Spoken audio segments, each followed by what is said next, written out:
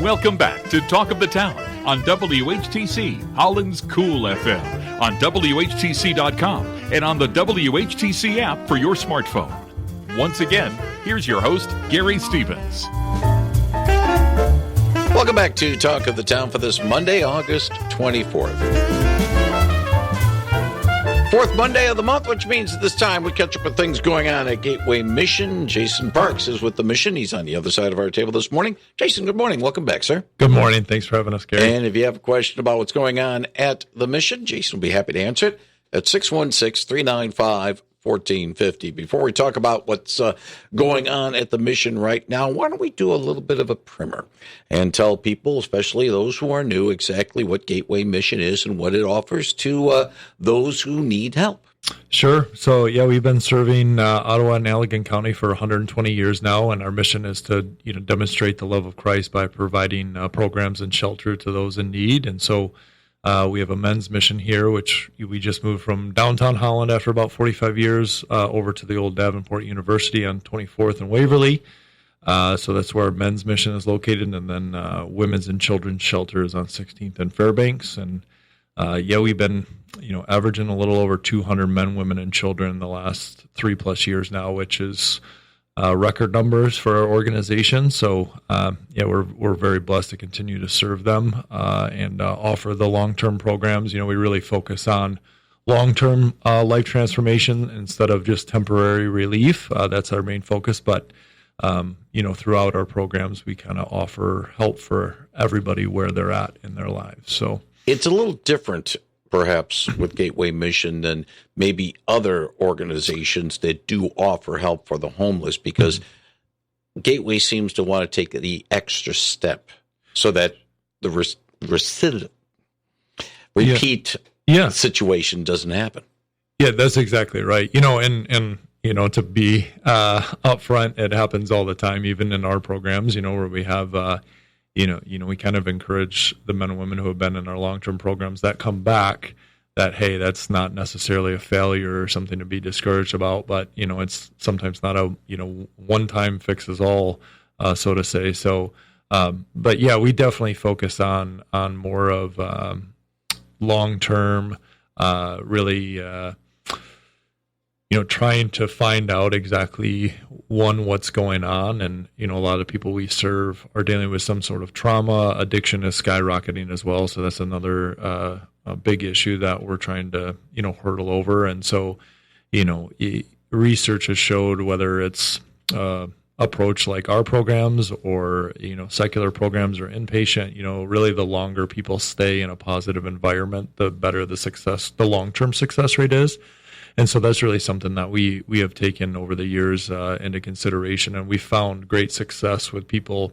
Now we have individuals who are staying 2+ years with us at the Mission and in our programs, and those are individuals that are usually doing really well after they move on from Gateway, because we're all about that as well. We don't want them to necessarily be reliant on Gateway Mission the rest of their lives. We want to encourage and empower them to help them reach their goals, but then for them to move out and be, valued and contributing citizens in their community. And then, a lot of those end up using their story of transformation to then encourage others who are where they are. And, so that's really rewarding to see. But, it definitely takes time and a lot of hard work. And so, like you were mentioning, we do kind of have a different approach than some organizations, but we're trying to meet people where they are and emphasize that long-term transformation.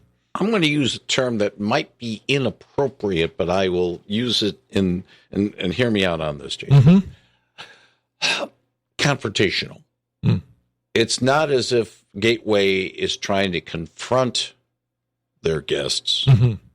but maybe having the guests look at themselves sharper, mm-hmm. Making them more accountable. Mm-hmm. Maybe instead of catering to them, mm-hmm. it's more of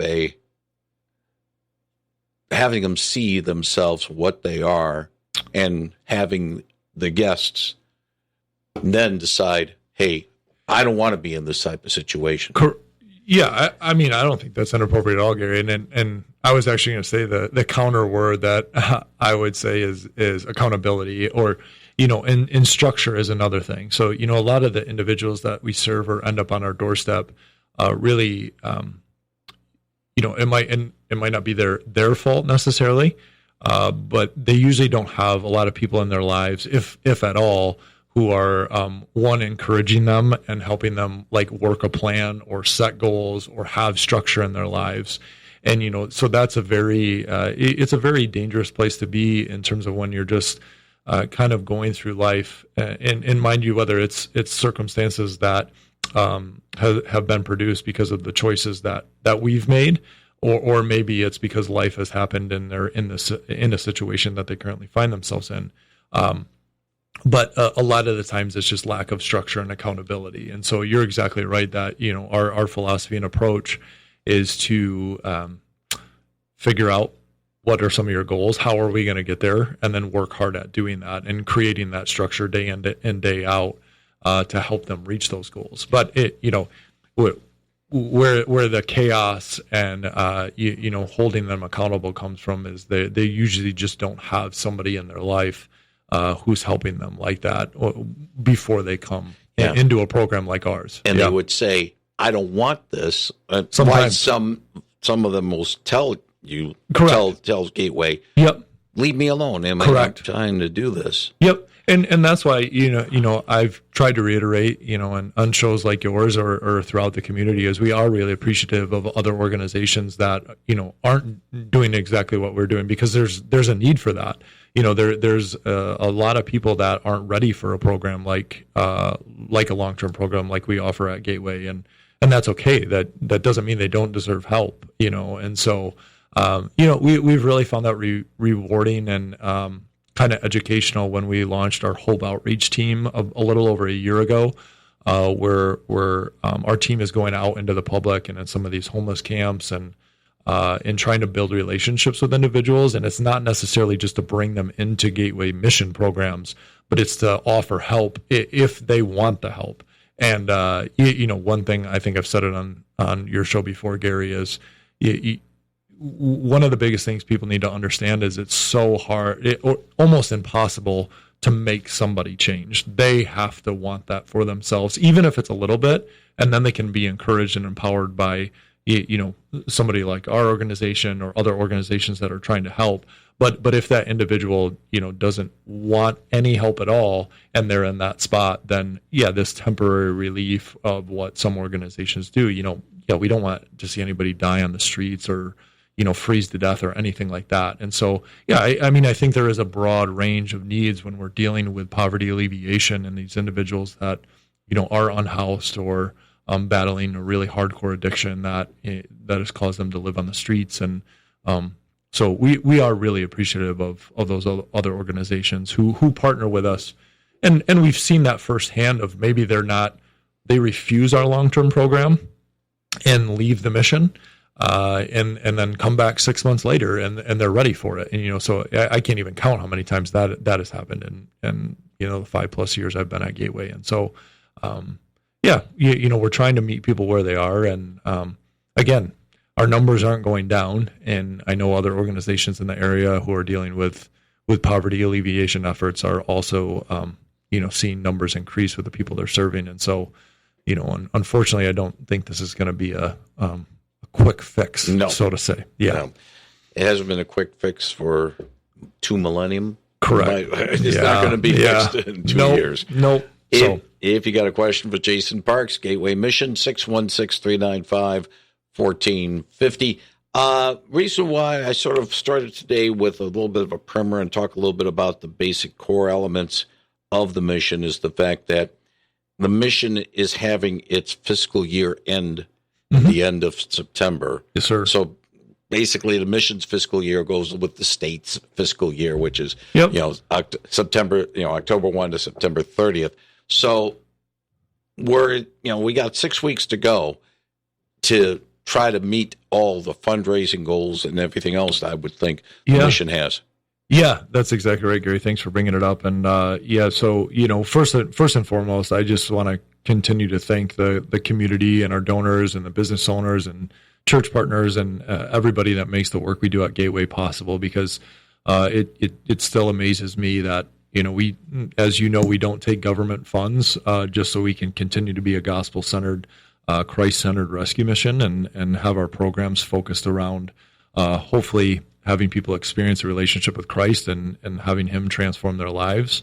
And so, we rely a majority on, individual donors, local businesses, community members, church partners, and we continue to be blessed with being able to meet those financial needs and goals that we have. And so, it really does amaze me that, year after year, people continue to support us with their, I call them kingdom gifts, and not only financially and giving to us monetarily, but we have an army of volunteers of people that help us in all of our different facets. The thrift store is a huge revenue generator that goes right back into our ministry, and then also supplies jobs. And I mean, we have volunteers that work 30 to 40 hours a week and just volunteering their time, and so that equates to dollars as well that we're not having to expense into the ministry. And so, as we reach our fiscal year end this year, if you've been thinking about giving to Gateway, or really you have questions about Gateway and don't really know, what we do, we'd love to have you in for a tour. You can, reach out to me directly or our main line, and we'd love to have you in and show you what we do. And that's really the best way I would encourage people is if they have any questions, we'd love to meet with you in person and give you an in-person tour of what we're doing at Gateway. Online is hopefoundhere.org, hopefoundhere.org, and the phone number is 616-396-2200, 616-396-2200. Speaking about fundraising, one of the major fundraisers for the mission, besides the thrift store, is coming up with the golf tournament. Yeah, so we moved it to September 29th this year. We already have about 60 golfers registered, which is great. Honestly, there's a lot of golf outings this time of the year for a lot of good causes and organizations. And so, we're blessed to have another big turnout. But we'd love to have you if you're a golfer or even a newer golfer. A scramble's a good way to learn. If you're not great at golf, if you can get at least one good golfer on your foursome, you can usually hang in there. But so September 29th, it's up and coming at the Ravines. And you can go to hopefoundhere.org, and under our events page on that, there's more information, and you can register for the golf outing on that. And not only will there be the golf outing, and normally when there is a golf outing, it's some other activities that go around with it. People get involved. You get a meal out of it. Yes, but also, usually there's a silent auction or even a loud auction. So we will have, we do a raffle, which is, we have some great prizes that are donated by local businesses and events. And then I think one of the coolest things is, lunch is provided after the round. And then, we have some awards. But then we also always have a testimony that's shared during that lunch, usually by one of our program graduates. And so, again, just a really impactful time where, people who are supporting us, who attend the golf outing too, can see firsthand where their investment is going into our ministry. Indeed. 616-395-1450 if you have a question for Jason Parks with the Gateway Mission, 616-395-1450. Never too early to talk about the great Thanksgiving banquet. Yeah. So, for those of you that don't know, we've been doing this. It's been over 25 years, but almost 10 at the DeVos Fieldhouse. And so, the night before Thanksgiving, we've serve a Thanksgiving meal to the community, and those that might not be able to either have family or friends around that can provide a meal, or might not be able to provide that for their family. And so it's a really rewarding experience. Last year we had close to 1,100 people show up for that, and so we'll be opening up volunteer opportunities. We need about 450 volunteers every year to put that on, and so be on the lookout for that. But yeah, we're ramping up for another year, and we're glad that the community still needs it. We kind of saw numbers dip after COVID, and so kind of it was a trial the last couple of years to say, hey, does the community still still want this event or still need this event? And the last 2 years was definitely affirmation that people still appreciate it. So it is, by the way, Wednesday, November 25th. Yes, thank you. Yes, I pulled up the calendar. Thank you. Spot in again. HopeFoundHere.org for when the volunteer opportunities become available. Let's get to the phone, 616-395-1450. Good morning. You're on the line with Jason Parks of the Mission. Hey, Jason. Buddy of mine works in the kitchen there. He just retired. Frank Wilson. Been there for 38 years or so. Yes. 2 years. And I got raised up with him, and he told me he was retiring. I was upset when he was retiring there. Yeah. Well, we actually just had a celebration for him last week. But yeah, he served almost 41 years at Gateway. So amazing story. Frank's been really a legend at Gateway and Holland Rescue Mission, and he'll definitely be missed. But he's ready for his kind of next chapter. So because I know him since he was at the old mission on 8th Street. Yeah. Long time. And I got raised up with him since 15 years old. Oh wow. Yeah, he is a good man. Yeah, that's why I miss him, because he was not there anymore. Yep. I appreciate the call. Thank you. Oh, yeah. 616-395-1450. You point to people like that, shining stars, as just, hey, you can be that way as well. Oh, yeah. I mean, he, to give a very Cliff Note version of his testimony, he was one of our first men that was dropped off into our men's program, over 40 years ago. And he went through the program, and then he was our food director for over 40 years. And so he served very well. And but we're very excited. We did just hire a new food service director to kind of pass the torch, so to say. Very excited about Curtis being there with us, and he's already doing an amazing job. But yeah, we just celebrated Frank's kind of last day last week, and it was a beautiful way to kind of send him off and thank him. And I know he won't be a stranger at all, so he'll still be helping out. But yeah, it's stories like him, and we have many others. I mean, we got guys who are working at our men's building right now and women's building that have gone through our programs, or the store. And they've been a part of Gateway for over 5 years now. And so it's really cool to have that testimony of people like, hey, I've been here, I've done the program, and hey, look at what God's done in my life now, and you can be here too. And so yeah, you're exactly right. It's awesome stories like that we thank God for. Jason, another thing that does generate needed revenue for Gateway Mission besides the resale store is the vehicle donation. Yes. I say more than just cars, because more and more people are donating their SUVs and their pickups besides their sedans. Yeah. So we a lot of people don't know, and we get the question, hey, do you take cars? And we're like, yes. A lot of the times, we're looking for car donations. As I stated before, our numbers continuously increase, and we're trying to get individuals out on a trajectory where they don't have to come back into Gateway after we kind of launch them, so to say. And so, you mentioned recidivism, and we're trying to prevent. I'm glad you're able to say that. It's a hard word. Yeah. I can't say that. It's a tough one. Yeah. But in one of the barriers right now, on top of obviously housing, which is a whole issue in itself, but students, men and women who are trying to get full-time jobs as they transition out of Gateway, that's part of the program where we're trying to launch them.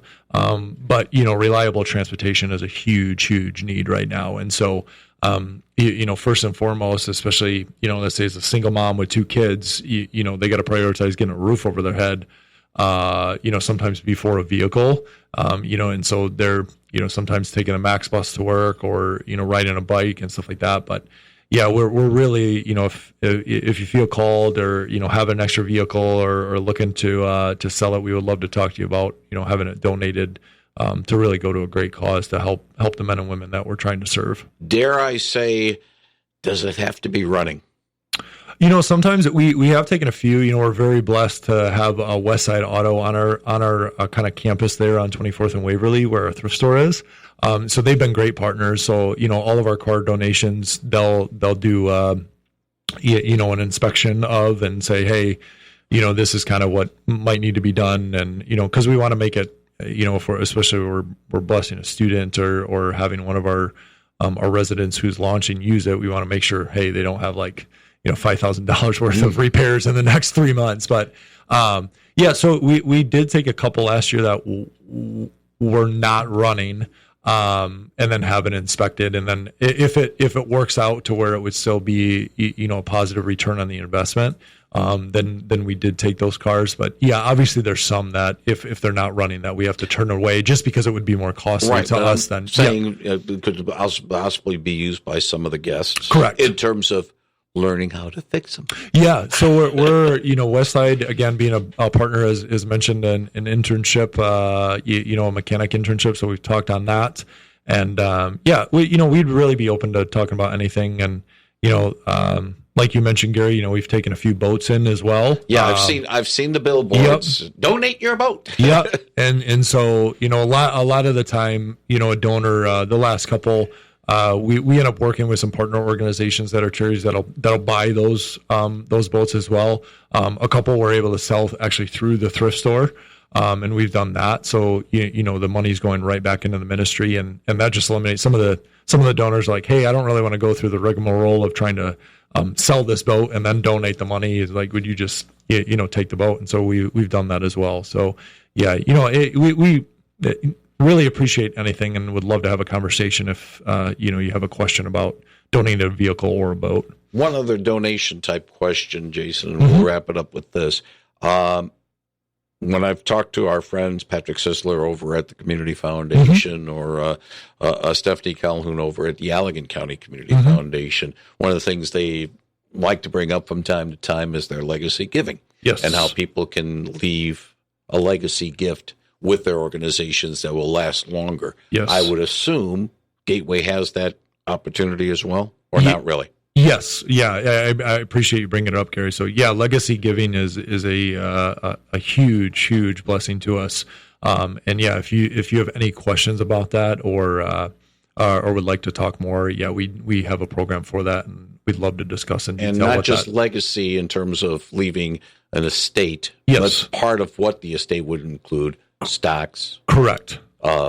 Precious metals. Yes. Stuff like that. Yep. Gateway can work with that. Yes, all of the above we have a program but maybe for. Maybe not crypto. I don't know about crypto. Yeah, I mean, they say money spends, right? But yeah, no, you're right.